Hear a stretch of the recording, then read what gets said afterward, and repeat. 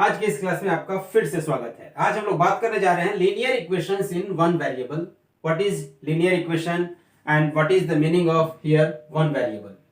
Students, here mathematical quantities को हम classify करें। This is mathematical quantities. There are two types of mathematical quantities. First one is your constants and second one is variable. And there are again two kinds of variable and two kinds of constants. First constant is called known constant. What is known constant? The value whose value is known, जिसका value आपको पता हो, जिसमें आप बोल सकते हैं कि कौन सा नंबर बड़ा है या कौन सा नंबर छोटा है. For example 3, 2, 5. Here you can say 5 is greater than 3. Other constant is called unknown constant. This is unknown constant. This is unknown constant like A, B, C, M. If your equation is y equals 2x plus c, here c, this c is unknown constant.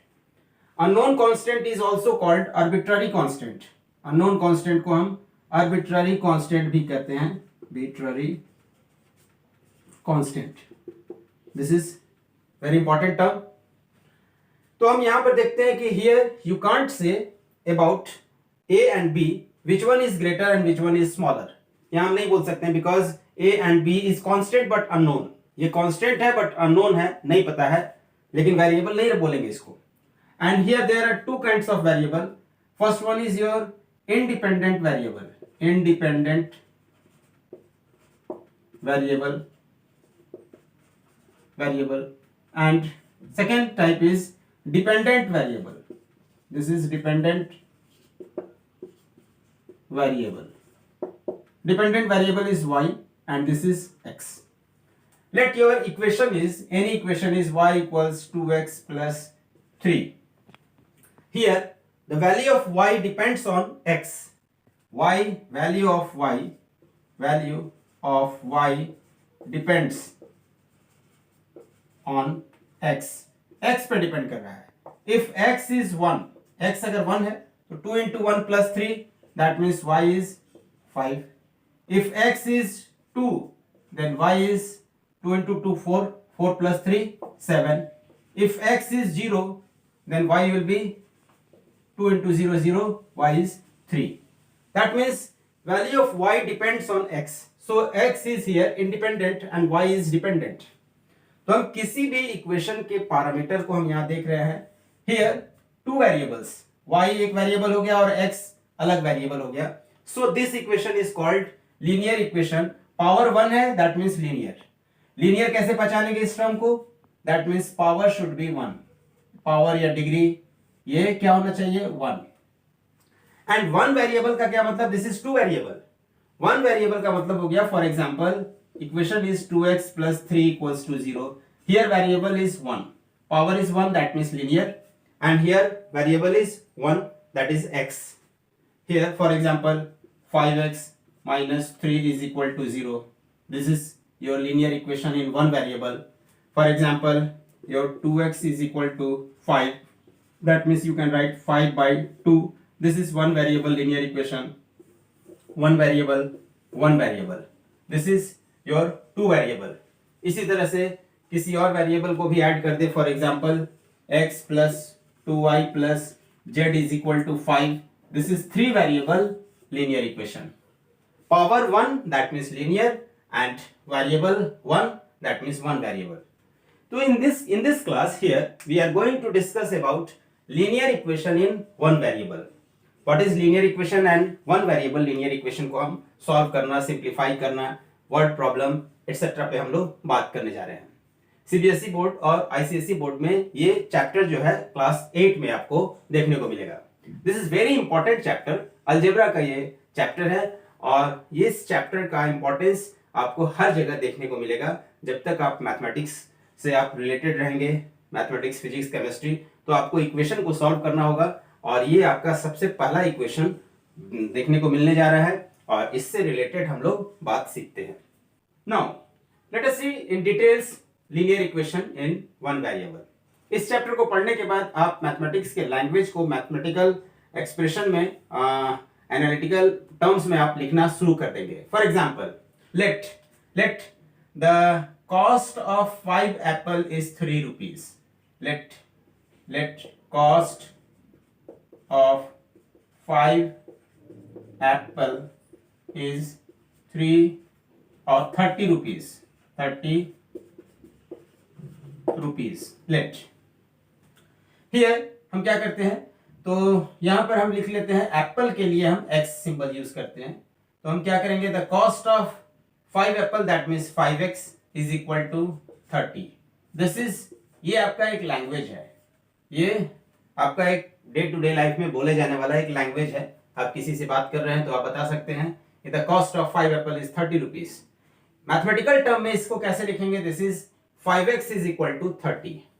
और यहां से आप इसको simplify करेंगे तो x का जो value आएगा, this is the price of 1 Apple. यहां पर आपका एक एप्पल का प्राइस पता चल जाएगा. तो यहां देखिए, यहां पर जो मल्टीप्लीकेशन है वो आपका राइट साइड आकर डिवीजन हो जाएगा.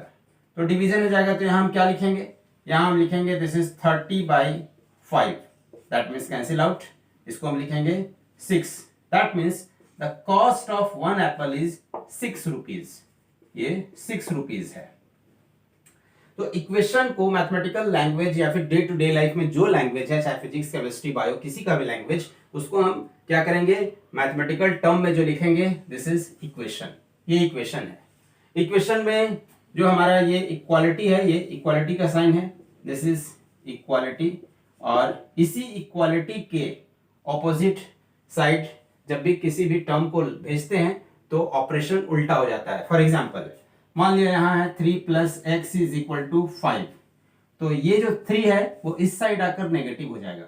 That means x is equal to 5 - 3 and this is 5 - 3, this is 2.